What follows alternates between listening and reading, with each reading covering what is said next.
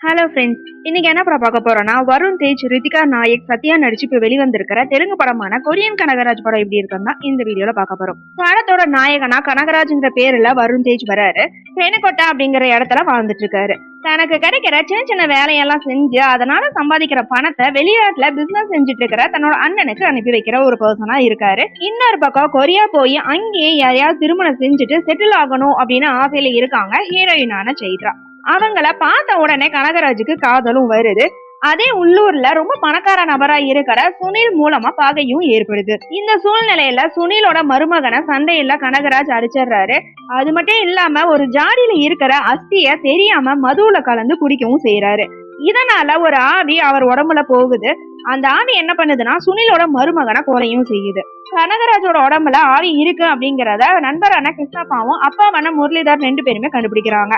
அதுக்கப்புறம் அந்த ஆவியோட ஆசைய கனகராஜ் நிறைவேற்றினாரா இல்லையா, இல்ல அந்த ஆவிகிட்ட இருந்து தப்பிச்சாரா இல்லையா அப்படிங்கறதான் படத்தோட மீதி கதை.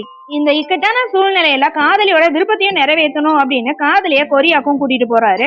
ஆனா அங்கேயும் பல பிரச்சனைகளை அவர் சந்திக்கிறாரு. இந்த படத்துல காதல் காமெடி ரெண்டையுமே ஈக்குவலா கொடுக்கணும் அப்படின்னு இயக்குனர் நல்லாவே முயற்சி பண்ணியிருக்காரு. குறிப்பா காமெடி காட்சிகள் நல்லாவே ஒர்க் அவுட்டும் ஆயிருக்கு.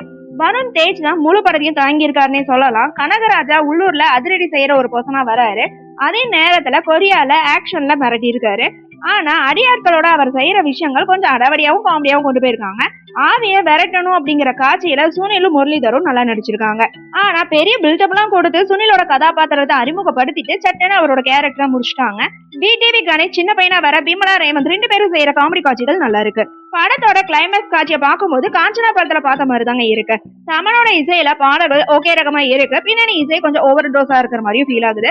மனோஜ் ரெட்டியோட ஒளிப்பதிவு நல்லா இருக்கு. சத்யாவோட எடிட்டிங் பொறுத்த வரைக்கும் முதல் பாதியில நிறைய சீன்களை கட் பண்ணிருக்கலாம்.